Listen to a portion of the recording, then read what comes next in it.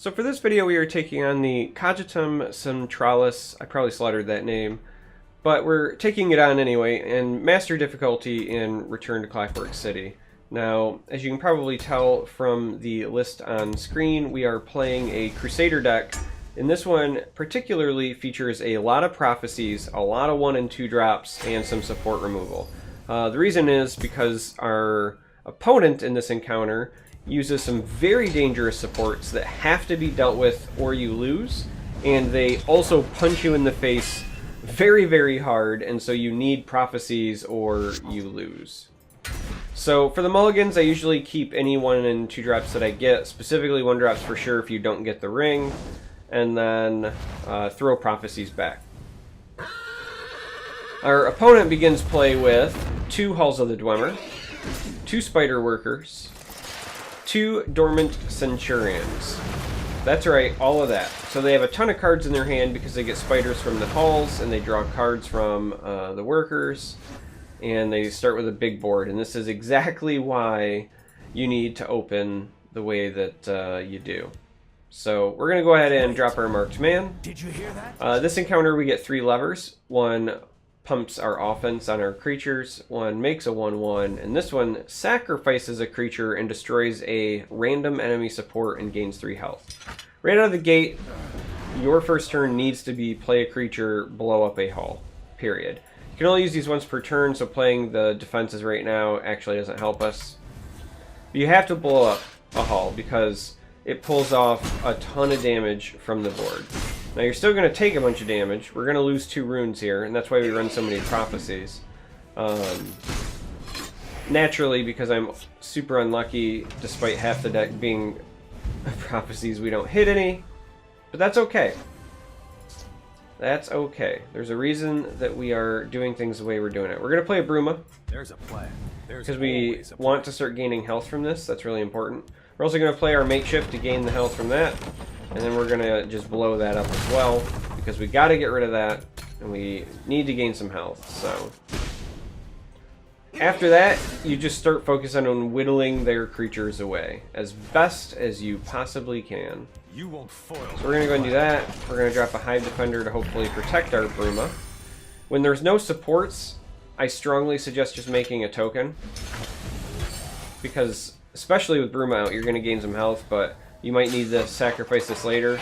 They do run more Halls of the Dwemer. They also run Mundus Stone, so you will need to use this and or your Doucheniks.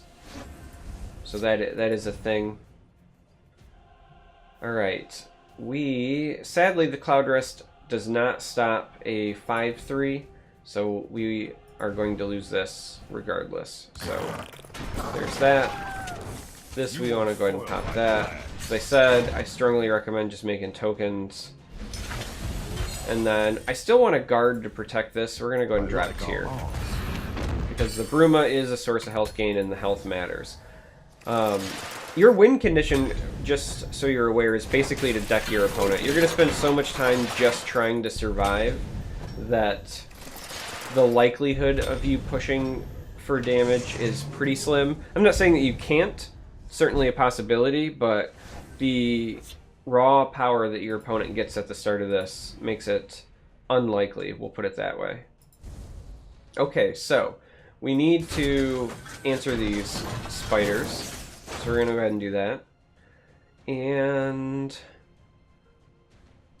we are going to develop a Cloud Rest and use it there so that we don't have to take any damage on our guards that we don't need to. You won't foil my plan. We're going to go ahead and put down a Circle Initiate. And again, when you got nothing else to do, make a token. The reason we're going to play an Initiate here is because the Captain we can always get value from out of hand. Also because if we do accidentally break a rune here at some point, this becomes a 4/3 and trades well with a lot of things.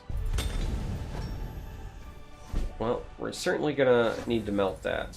Aha, what a top deck. In this case, we'll use the Douchenik.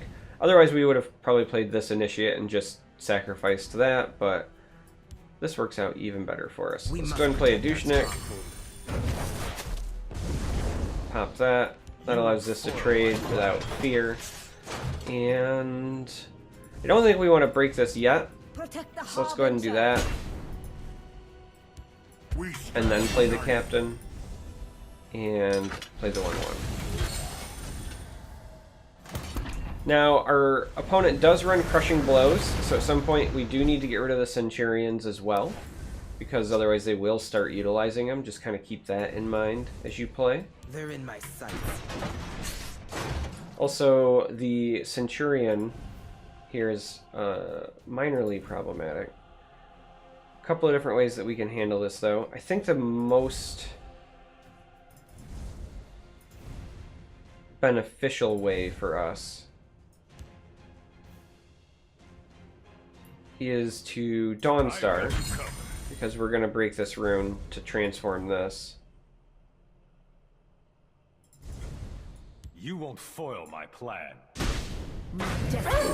Transforms this here very kindly for us. And then we are going to play a Loyal House Carl here. Let's go ahead and get this down again on the cusp. Now, this can trade with this Centurion just to get it off the board, so we're going to do it. And then also, because we know this is coming and we really would like to get this off the board, we're actually going to just buff the attack on that and then pass. Because we don't have a lot of ways outside of piercing javelins to deal with this, so if we can trade, even better.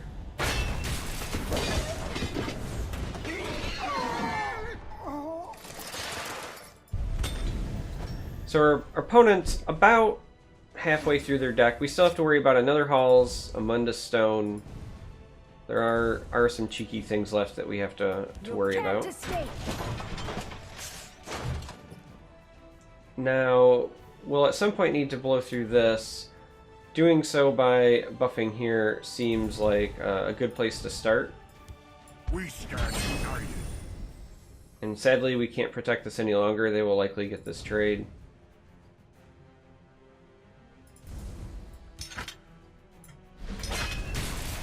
So let's go ahead and put as much damage there as we can. And we're going to gain some health off of this as well, so we might as well pop some runes. But before we do that, I am ready to play our join the initiate. circle. You won't foil my plan. My destiny is secured. Come at me. And then sadly, this isn't enough to protect this, but it's done its job. So let's go ahead and do that. And let's drop this here. Now, I suspect we're going to run into another Halls, so again, I don't think this survives, but on the off chance that we can potentially save it, let's do that.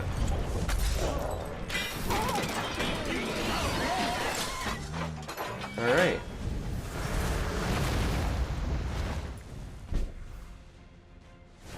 So far, so good. That's a very good top deck for us, but before we go and do it, Come at me. let's pop some runes. We actually might beat this without decking our opponent.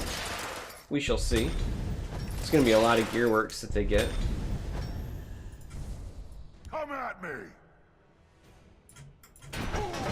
Alright, so that does end up being the right thing to remove.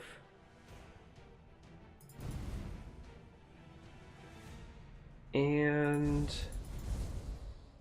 we're just going to make another token over here. Gain some more health. So we actually have enough to threaten lethal here on the right, barring guards or removal.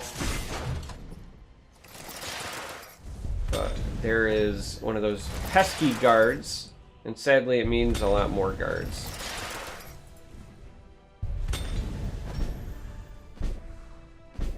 Alright, only one got ward. That could have been significantly more annoying. This raiding party is a fantastic top deck, though. Absolutely fantastic for us, so Hermamora tests us. we're going to go ahead and get rid of some of the guards Come at me. here. Come at me. Time to fight.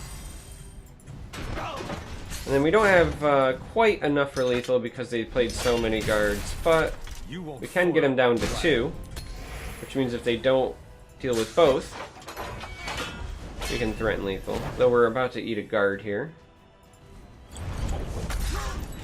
And they did, in fact, deal with it. Alright, so our momentum carried us most of the way. Our opponent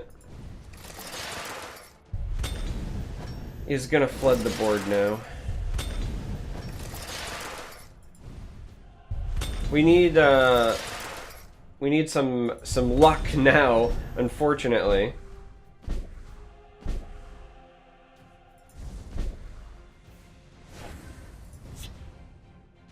So no questions asked here.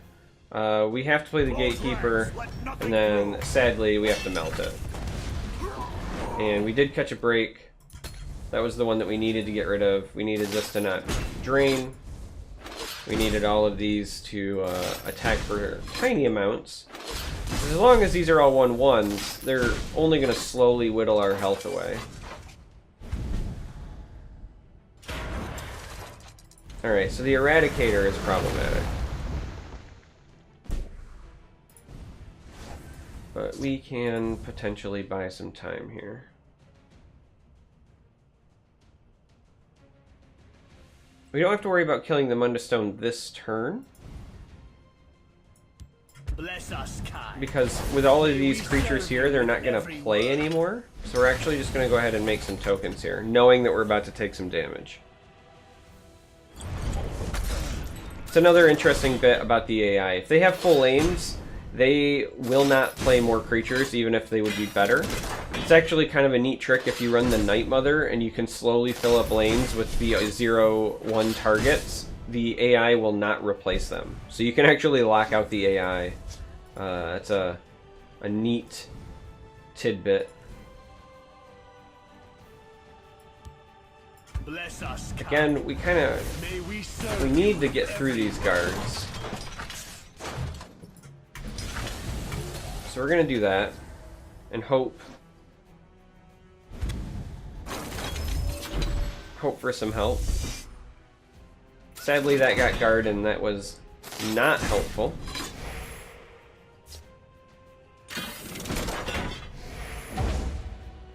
That is, however, helpful. A little distraction might prove useful. That might be enough to allow us to push through here. And it does, in fact, appear to be so. So it was a little bit hairy there because I got greedy, but we'll be fine now. That'll clear that. These two will clear here. We got plenty of ways to buff, but the 2 gets through, and that's it. So beginning, just focus on clearing supports, then clearing the board, and then pushing damage, and that's how you beat the encounter. Hopefully this helped. Thanks for watching, and until next time, may you walk on warm sands.